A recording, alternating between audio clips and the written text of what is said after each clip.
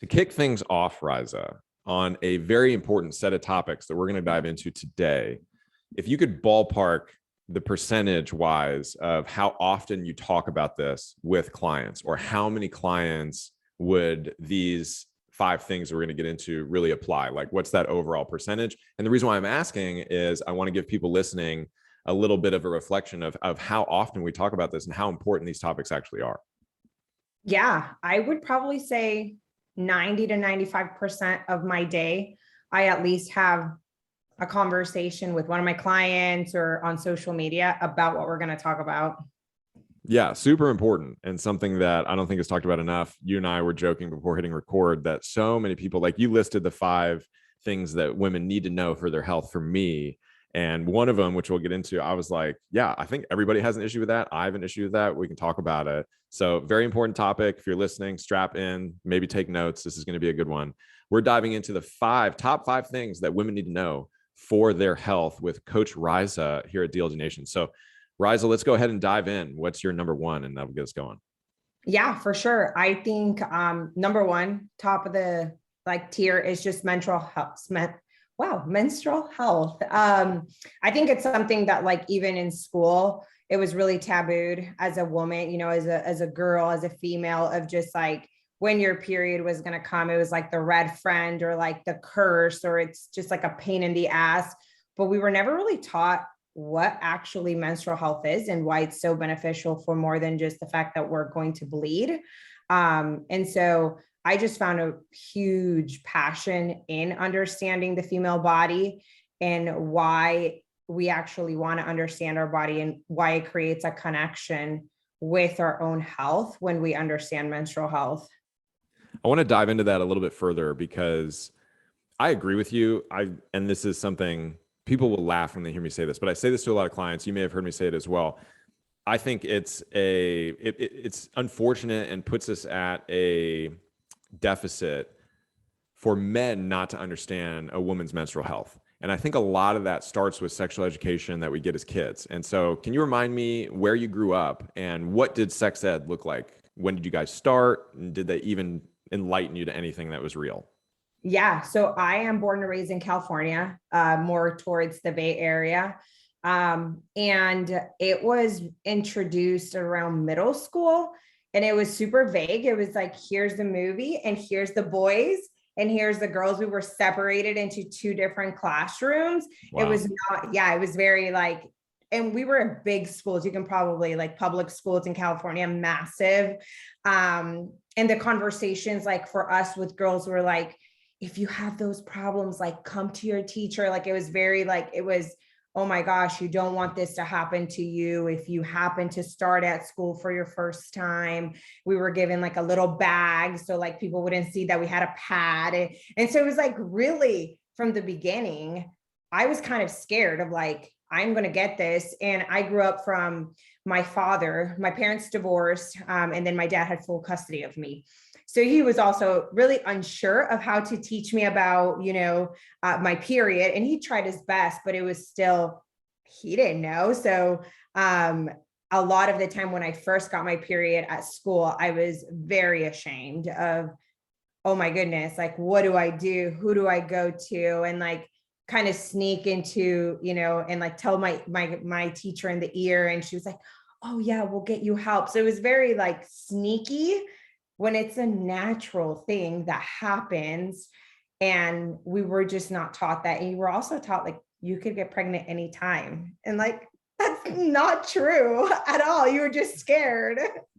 So this is the point I was trying to make, because you and I both born and raised in California. So hey, I always joke with Dayla because she was born in San Francisco. I was like, we can always get back in. We've got our green card. If they break off, we were born there. But to really highlight that point. So I was born and raised in Los Angeles, public school system as well. We started sex ed in 5th grade. And it's funny because I posted about this a while back, and a friend of mine that I've known since elementary school, he messaged me and he was like, bro, I remember when they were putting the condom on the banana, and I remember when they were doing XYZ. And I was like, yeah, people don't understand in LA, huge city, a lot of different people. The education on that starts really, really early. And it was primarily focused on, hey, if you're going to have sex, this is the healthy way to do it. I think even in middle school, there was a bowl of condoms that you could go get for free if you needed them. However, other parts of the country, like when I went to the University of Georgia, meeting friends that they didn't even talk about it. Their sex ed was don't talk about it. They never had it. And so just kind of highlighting that depending on where you grew up, if you're listening, you're going to get a different approach to sex ed. You may have not talked about it at all. And that also puts us behind a little bit on the general understanding. And so coming back around to that point of menstrual health, what would you say would be some of the recommendations or some of the things that women should keep in mind, especially considering that they may have not been taught any of this in school? Yeah. And I think all we were taught was kind of like, you're going to have terrible cramps. You're going to be miserable. You're going to have terrible mood swings. And in turn, really, that's your body literally communicating with you. I like to say it's like our fifth vital sign. This is like at the end of the month, like you get a report card and you kind of get to see like your body's communicating with you and telling you like, hey, maybe you had like a lot of inflammatory foods and therefore, you're seeing inflammation or whatever the case may be.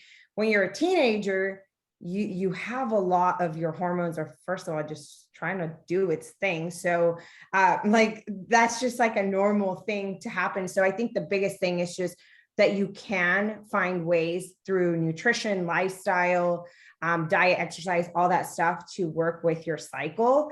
And you probably would kind of get it. Being in corporate America, we're like on the man's clock. And we as a female have a different like clock, and we thrive better in certain phases of our cycle. And so being able to just speak to women of being like, hey, it's okay to rest. Like you should eat carbohydrates. Your body needs that. And so those are things that are going to help you have a better cycle. And, what can you do in order to work with your body, maybe not against it, and what's normal and what's not normal. Like, even though it's common doesn't mean it's normal or it's a healthy reflection of how you are internally. I agree that unfortunately women have been vilified. I think we could have a separate conversation about the history in this country, but it really is a disadvantage to men who are trying to support their girlfriend, their wife, their fiance. I know when Dayla and I first got together, started living together, so it's a funny story. It's gonna be hilarious. So give me a sec on this one. But first, there were like little gates that Dayla started to become okay sharing more with me. And so there was one where I was in corporate America. I was like out and about, and she was like, hey, can I ask like an awkward favor? And I was like, sure, what's up? Like, I love you, right? And she said, I need more tampons. Can you pick me up tampons? And so I was like, yeah, I got you. Like, I'll hit on my way home. So I go to the grocery store. I've never shopped for these things. And so in my head, it was to plug a leak. I was thinking about it from like a plumbing perspective, because that's the only thing I know as a guy. I'm not great. I like, I don't know what an engine, I can tell you where the dipstick is and where to put water. That's it. The only thing I really know from growing up is plumbing. I used to fix a lot of toilets. I'd fix leaks. And so I went in with that perspective and I picked up the Super Plus one. Yeah. And then I get home and I'm like, hey babe, here you go. And she's like, oh, wow, you got me Super Plus. And I said, yeah, because my babe is Super Plus. Because I'm just like Super Plus. Right. And then she had to break down what actually was going on. And she was like, thank you, but you've made this like a little bit more challenging for me. And I was like, I'm so sorry. I'd love to learn. And that sort of started my education. Fast forward to a time when Dayla was, and I think most women are very, very shy with their feminine products. Yeah. And it got to the point where I was, Dayla's like in the shower and she's like, hey, can you help me out? Can you bring like a paper towel so I can like put it in it? And I'm like, yo, just hand it to me. And she was like, I like, really? Are you okay with that? And I was like, this is something that every woman goes through. And it's so natural. And it's unfortunate that we have this like, oh, shy, like, I can't talk about it, can't do it. And so trying to normalize it and make it more okay, not only for women, who I'm surprised that even you going to a teacher me like, hey, miss, like, yeah. And then also for men to be able to learn more about this. And coming back around to what you were saying about the different phases, there is also a phase where women can take advantage of more strength gains in the gym, right?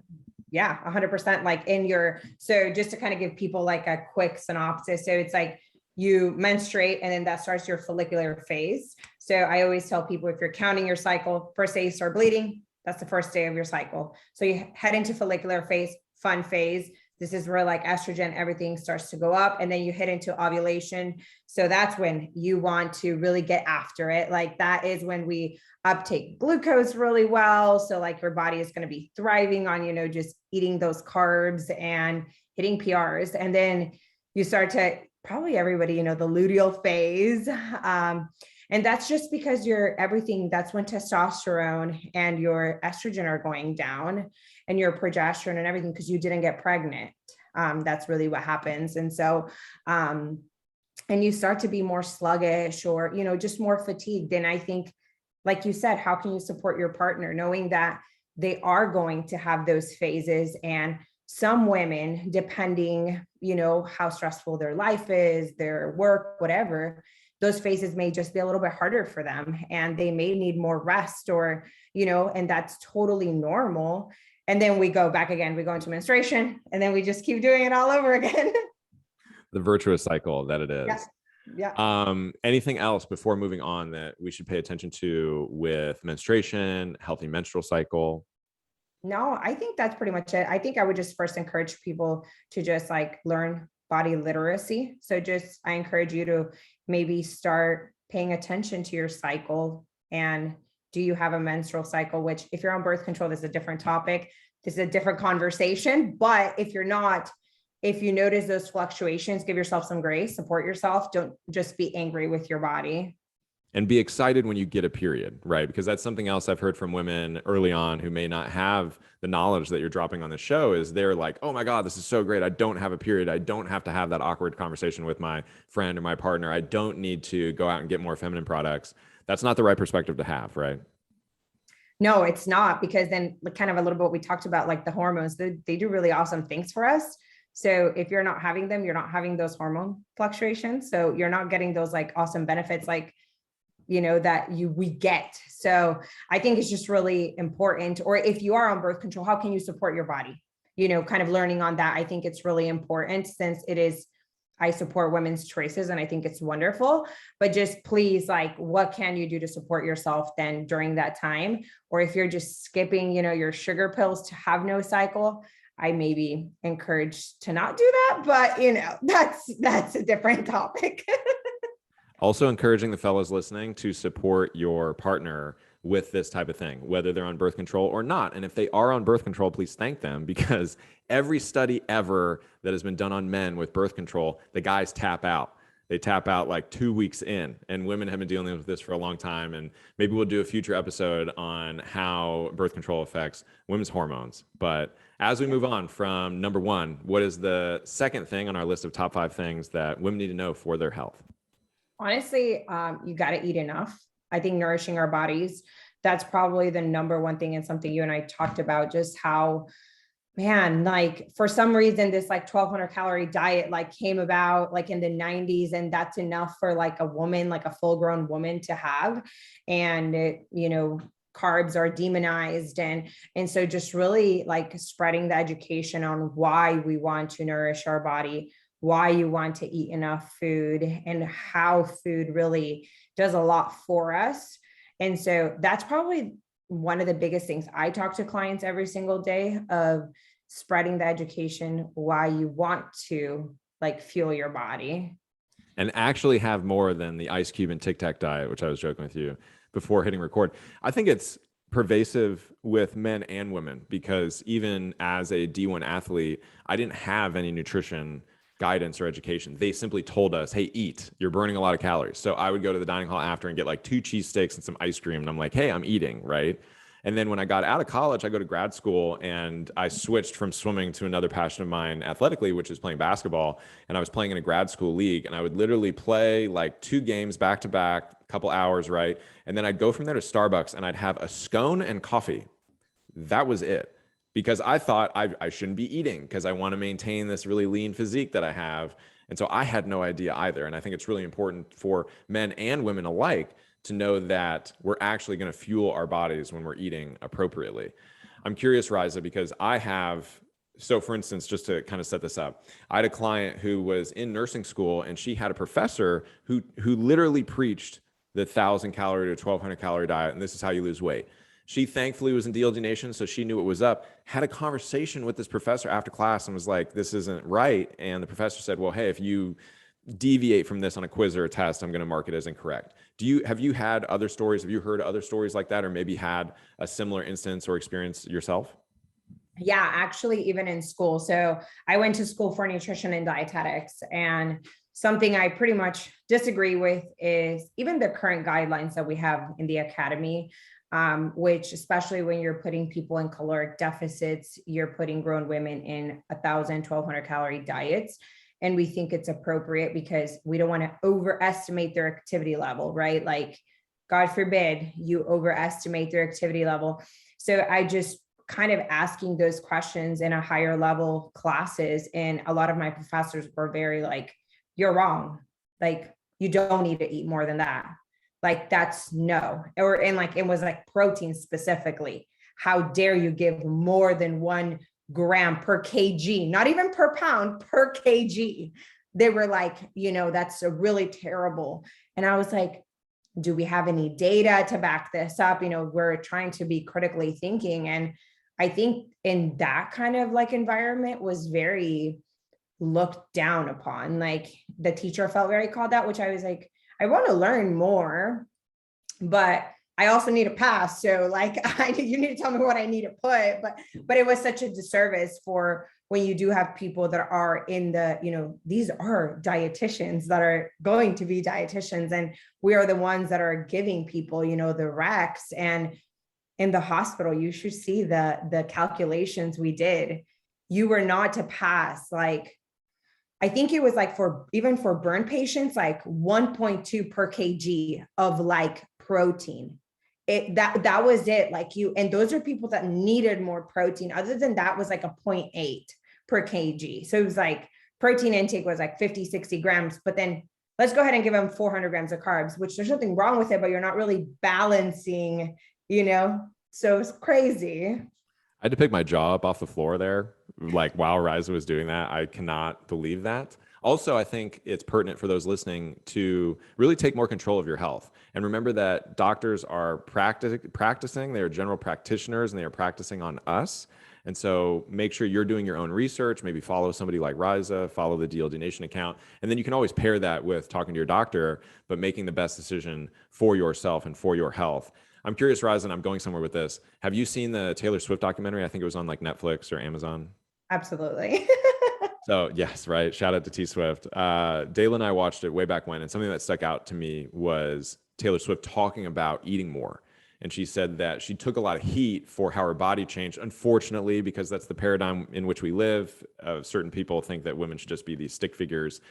And Taylor Swift went from the proverbial stick figure to weighing a little bit more. And she went into that on the show. And she said that it was really to survive touring, because now that albums are kind of a thing to the past, performers make their money touring. And Taylor Swift said when she was really, really skinny and not eating a lot, she would have these breakdowns and she'd only be able to do like a show and then she'd feel like crap and she wasn't able to be consistent. And so she got with a nutritionist or somebody else and they had her eat. And all of a sudden she said she was able to perform back-to-back nights. She wasn't fatigued and she was able to do her thing. And she said, yes, her body did change because of that, but screw the haters, because it's allowing her to actually be her best and perform and entertain. And so just something to think about if you're listening and you have been unfortunately taught the incorrect information, which is eating 1,000 calories, 1,200 calories, really getting into the weeds, finding out how much you should be eating to support your health. Last thing I'll say, Raisa brought up 400 grams carbs paired with some low protein count. We have friends who have coached CrossFit competitors. And for anyone who's seen those CrossFit documentaries, they're doing, like, I watch one competition rise. I watch one event and I'm like, oh, that's good. They're doing 5 like a day. Yeah. And those guys, the guys are eating anywhere between 800 to 1,000 grams of carbs per day just to get through it. And so to recommend that a woman should be at 400 grams for just her day-to-day life, that's kind of crazy. Yeah, it's wild. Like, I was like, I think we could do a little better here, so no, I agree. I think most people, and you've probably seen it too, Sean, like the people we work with, we're like, here, just trust me for a couple of weeks. Just do it. And then they start to notice so many things get better, in life. Like I thrive better when I eat. And when you're in a deficit, like after, you're like, wow, this is why I don't go in deep deficits. Like I am not as sharp. Oh my God, yes. It reminds me of something I learned from my therapist, which is when you get angry, halt. And it's, are you hungry, angry, lonely, tired? That's the acronym. And the H, hungry, is there for a reason, because that's most of us. Like when I notice I'm like starting to get a little upset or I'm a little fussed. I'm like, oh, have you eaten, Sean? And usually it's no, and I need to go eat something. So totally hear you there. Cool. Well, let's move on to number 3 on our list of top 5 things women need to know for their health. Sleep is so important. I think, man, something that I was back in the day that I heard, it was like, you'll sleep when you're dead or something like that. And then now more that I learned, it's like, dang, then I'm going to be dead like here real soon if I don't take care of myself. Like, but sleep is so important. And one of the things that I get back from clients is like, what supplement do you recommend? What should I take at night? And I'm like, actually, like, let's start with your routine. Like, sleep is so important. When I see people have poor sleep, we notice that there's like a decrease in like mental clarity. We also notice like our leptin levels, which is like our hormone that's like in charge of satiety and things like that, is like all over the place. Like, are things that stimulate hunger. We notice people have higher hunger cues. And so there's a lot that happens internally, and the body needs that time. So I always encourage people to, before you start anywhere else, is, do you have a bedtime routine when you were a kid? I don't know about you. My parents had a routine for me. You read a book, you do something. It was never, I'm going to stare at the TV until I fall asleep. Most of the time it was like, let's go read a book, let's wind down, let's kind of dim lights. So, and as we get older, we kind of grow out of those routines. We kind of think that they don't apply to us anymore. And so I try to encourage clients, or people to kind of get back into those routines, because our body loves that. Yes, the body loves routines. I think that's so important to point out, Raisa, that we shouldn't start with the supplementation. Of course, we can get there. It helps out. But for me, I've noticed in my life that when I'm consistently meditating, I'm able to fall back to sleep better. If I wake up in the middle of the night, something comes up. There's also been studies done on writing down what's going on in your head and what you have to do the next day, the night before. And studies have been shown that when the people do that, they actually sleep a lot sounder because their minds aren't racing. And then really important on the routine, there's so many things that we can do these days. The main one being staying away from phones, staying away from screens, taking a little bit of time to wind down, maybe even dimming the lights, like you said, reading a book. It's funny, you said for me growing up, having a routine, really, most of my life growing up, I had to leave for a swimming pool at like 5. And so it was like, you can either not sleep, Sean, or you can go to sleep early and actually feel good. But when I was in college, like there were a couple times, I think we all do this, I'd be hanging out with a girl and I'd be staying up super late and I'd have a swim meet the next day and I'd be like, oh, I'll be fine on 4 or 5 hours of sleep. And if I could go back in time, I'd be like, bro, you need to start sleeping. So it is so important. What have you noticed has been maybe some of the biggest movers for your clients in that routine? And then we'll get into some sleep supplementation for those people who have tried the routine and they still need a little extra help. Yeah, I think one of the biggest, probably like hormonal health, fat loss is monumental. There's a massive difference. And there was a study done, I don't know exactly, I'd have to look it up. I just read it, and where people that got an hour and 23 minutes of sleep less consumed an extra 357 calories extra, because your hunger levels are, again, being impacted. And also you think about your carbohydrate metabolism, all of that can actually be altered. More people are more prone to be insulin resistant if you're getting poor sleep. So that was kind of like a light bulb moment. And I connected it to clients of the ones that they're really seeing the progress. It's like, there's really basic things that we're like, they sound really like not that important, but they're so foundational. Like, these people are getting better results, and they're feeling better, they're performing better, or hormonal balance, like, which is what I really work a lot with a lot of women on, is that if they're not getting proper sleep, they're probably having higher cortisol issues and stuff like that. It's insane to me, Raisa, how important sleep is. And for anyone listening, dive into some of the studies. Just do a quick search and I'm going to just kind of broad overview on this. It's something like, because we recommend here at DLDNation, get at least 7 hours. If you can get 8 hours, awesome, but let's try to maintain 7 hours on average. Of course, that's an average. So if somebody has only 6 hours, 6.5 hours one night, like try to get 7, 7.5, something like that to kind of even it out. It is an average. But there's a ton of research on people who sleep 6 hours a night, 5 hours a night, 4 hours a night. And it's so detrimental at each one. Like you said, not only how much more they're eating, but their ability to comprehend challenging and difficult ideas and just being able to use their brain, it drops precipitously as one gets less and less sleep. That said, I'm a huge fan of Kobe Bryant, as everybody knows listening to this, and he was famous for not sleeping a lot. However, he even said, there's a quote there somewhere where he said that he was really meticulous about his training, and he said he started to really fatigue in his early 20s, and the only thing that was out of whack was sleep. And he said he's always been one of those people who didn't need a lot of sleep, and I'm going to come back around to that. But he was like, I need to get more because this is the one piece that's missing from my training. And so he would get, I think like he upped it from like 2 to 4 hours, and all of a sudden he saw an improvement. So even people who don't need a lot of sleep, they start sleeping a little bit more, they see an improvement. I wanted to come back around to that stat. I think it's like 3% of the population can actually subsist on that type of sleep. And I know so many people who are like, oh, I don't need a lot of sleep. It's like, really? Are you in that 3%? Because I don't think probability wise, right? Yeah. So really important to get some sleep. If routine, you're really on top of your routine and you're interested in some sleep supplementation, Raisa, what would you recommend? Oof. So first of all, it depends. I think a lot depends too, like in the routine. I know I've seen very positive things with like CBD. I'm really cautious to tell people like anything like ashwagandha, because if you have cortisol issues, that can further cause imbalances. So you definitely don't want that, but big fan of magnesium, massive fan of it. I just think we just have so many studies to show the importance of magnesium. It's such a large mineral. You're not getting it through food. Like that's just, it's impossible like for it to be, unless you're, I mean, I don't know, like eating a pound of dark chocolate, which you might, I'm not sure, but you know, no judgment here, but like I would love to. 10-year-old Sean is down for that plan. Yeah. Like really dark chocolate. So, I probably say magnesium, CBD. We have some studies to show like high quality CBD. I see some clients really do well with it. What I start to get really cautious with is when we're leaning towards melatonin, ashwagandha. So ashwagandha is amazing, but again, if somebody's now tanked their cortisol, what are you doing? You're furthering that. You're like already on a flat line, right? And we've seen this too, like when we'll do like a saliva test, and I'm like, you literally have no stress response. I cannot put you into a further, like we need the body to wake up. But a big tip that I'll say, if you wake up in the middle of the night, or if you wake up and you're kind of like your heart is racing and stuff like that, that might be because you have some blood sugar imbalances. And that's like your body literally trying to utilize carbohydrates. So it needs adrenaline. So it wakes you up. So have a bedtime snack. And then don't drink a ton of water before you go to bed, so you're not peeing 10,000 times a night. But I would probably say those two top supplements.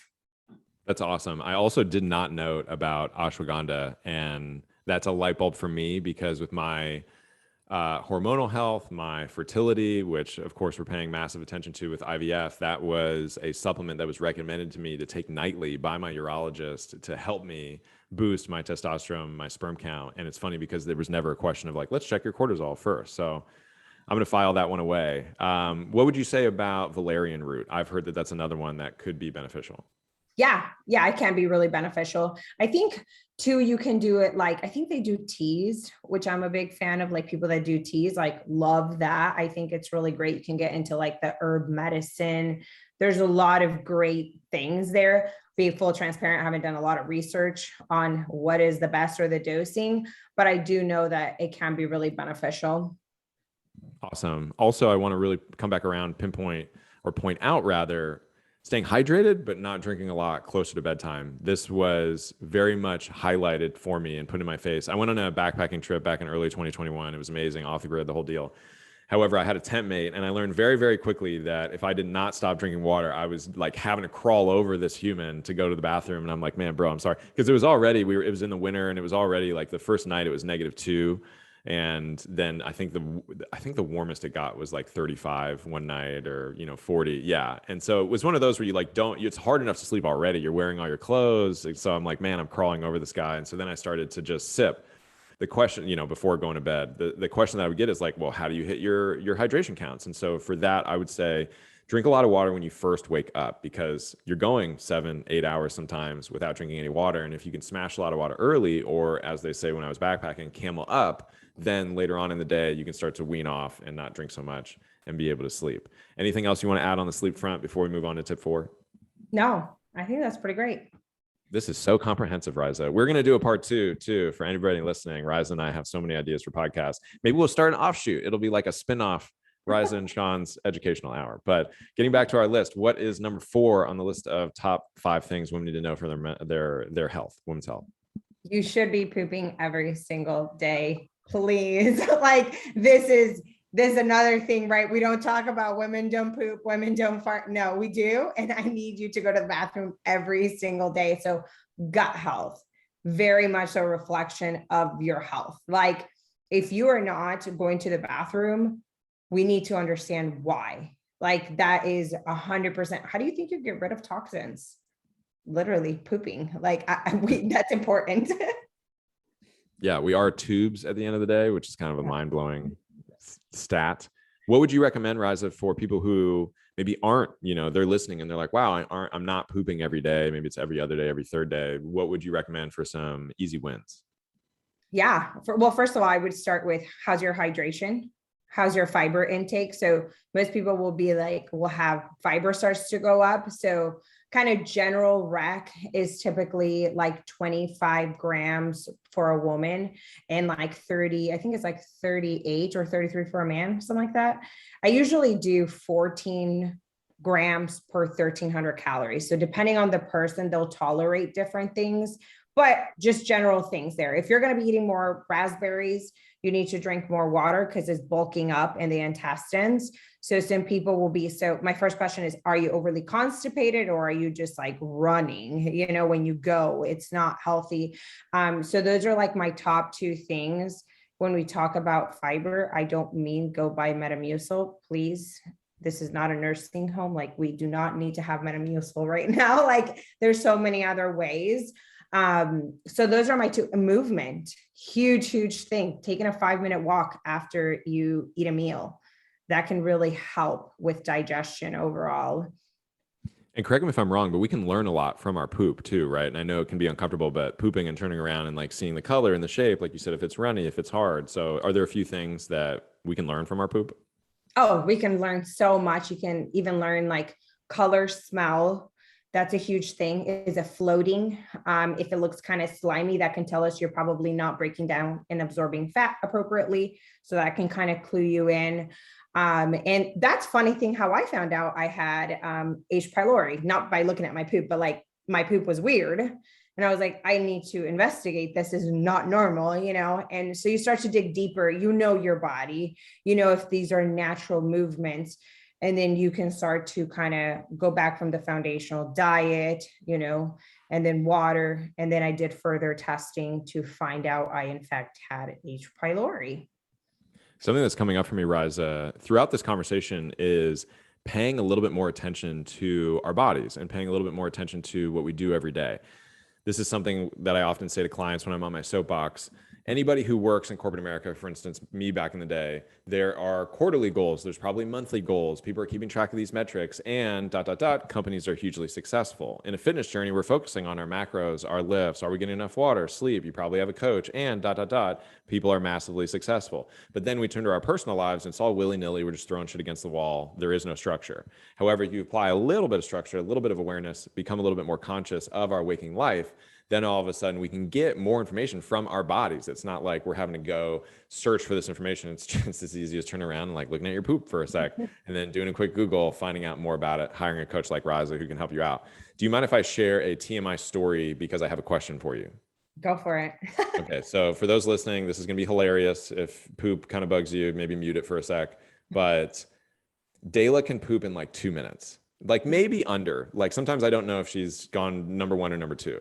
And then for me, and yes, we both have those moments where we're like on the phone and I'm like, oh, I'm messaging someone. I'll just sit here for a sec. But if I'm just trying to get in and get out, I'm at least like somewhere between 5 and 10 minutes. And Dayla is always like, how is this taking you so long?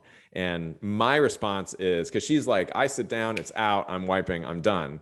I told her for me, for the vast majority of my life, it's sit down, you have like the first bowel movement, and then I'll just like sit for a sec. And then all of a sudden I feel a second bowel movement. And there might be more than that. And I've told her, my guess is it's because I'm a bigger human. And so there's like more in there to get out. But I'm curious if you have this answer to this riddle that Dayla and I have been living with for 7 years. So first, have you ever tried a squatty potty?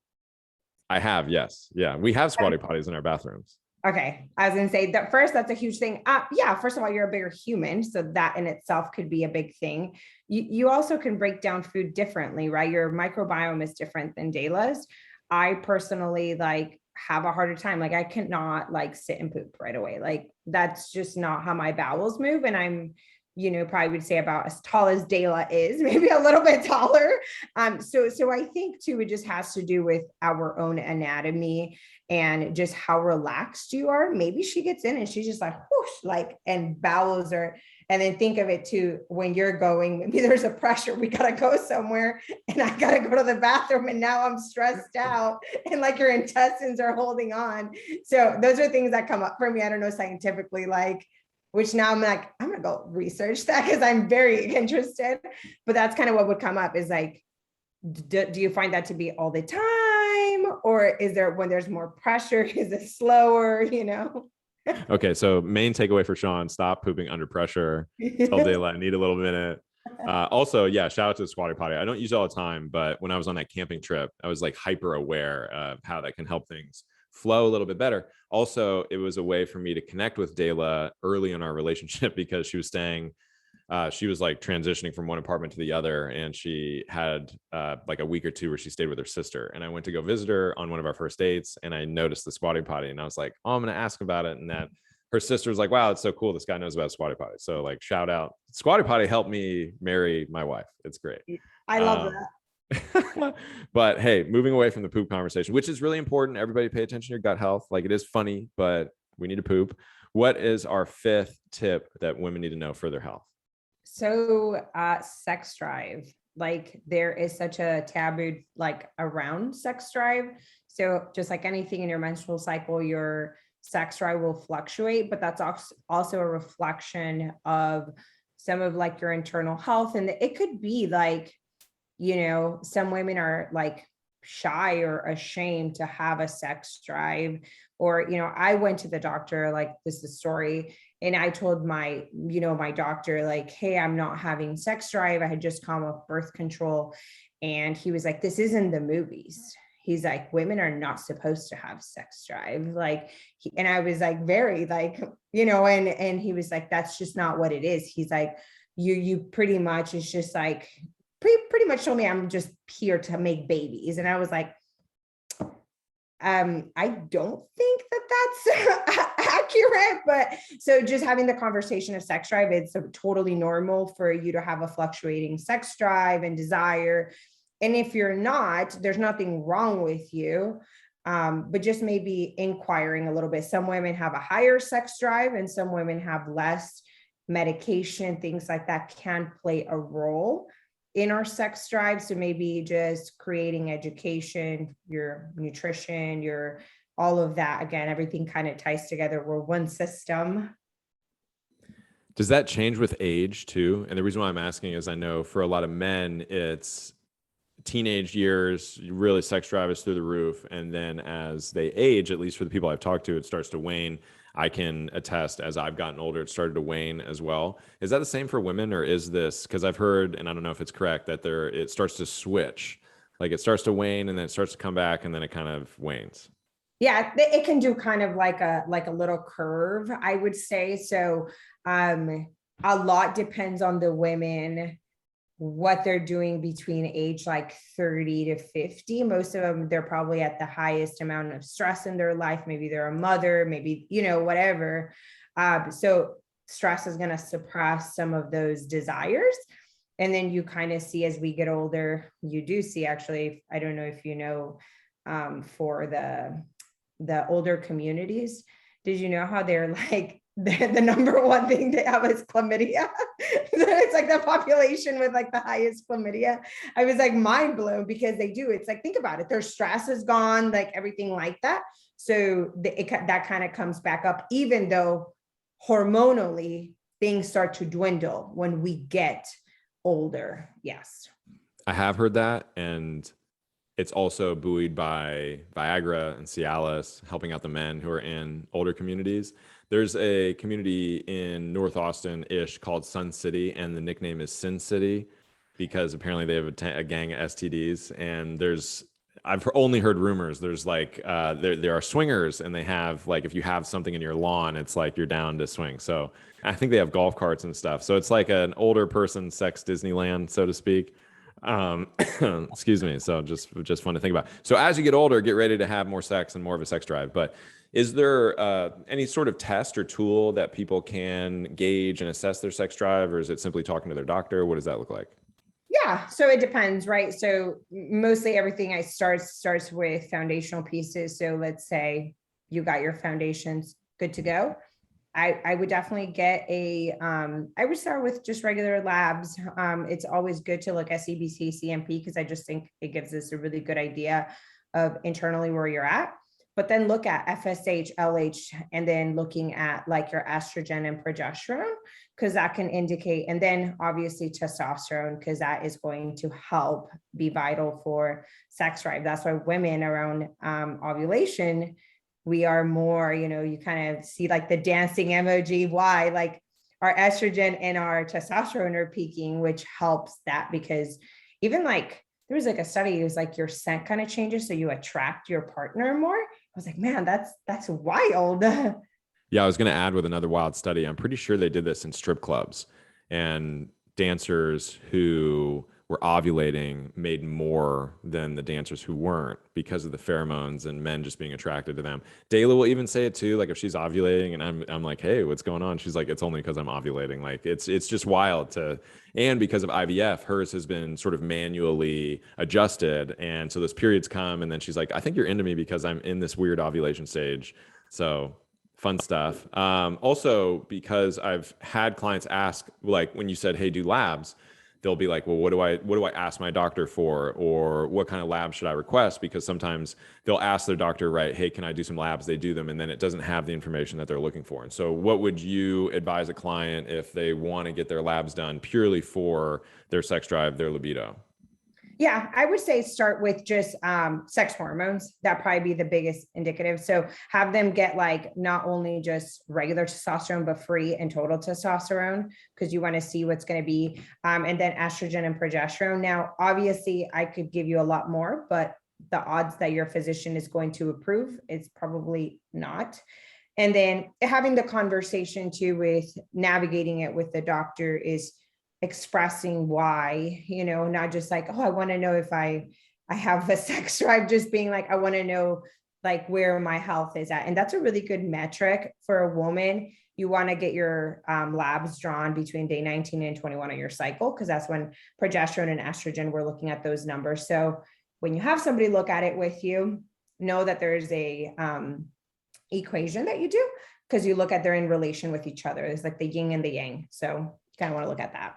That's good to know. That's fascinating. And also, most blood labs are going to be covered when you're working with your doctor. But for those who can afford a little bit more, there are like Any Labs Now and some other offshoots where you just go in. You can actually choose from a menu, right? And tell them exactly what you need, get exactly what you want. Yeah. And actually, like Life Extension, and then they work with Life Corp. And it's honestly, depending, like for me, to like being a contractor, it's cheaper for me to pay for my labs and like try to bill my insurance. It's like $100, $150 for those really simple labs. So you do have those options. Or if you work with a coach, like I know in our team, the RDs and stuff can order specific labs for you if needed. Awesome. So hope everybody was taking notes on this one. And in our topics overall, top 5 things that women need to pay attention to know for their health. Raisa, you've dropped so much knowledge. Any last words on this before we move into sort of the end of the episode? No, I feel like I could keep talking. There's so many different things, but I think starting here is a really good place. I think you kind of rounded it really well, where you're like, remember you have yourself till you die. Like that sounds kind of morbid, but like pay attention. Like your body communicates with you every single day. So work with it, not against it.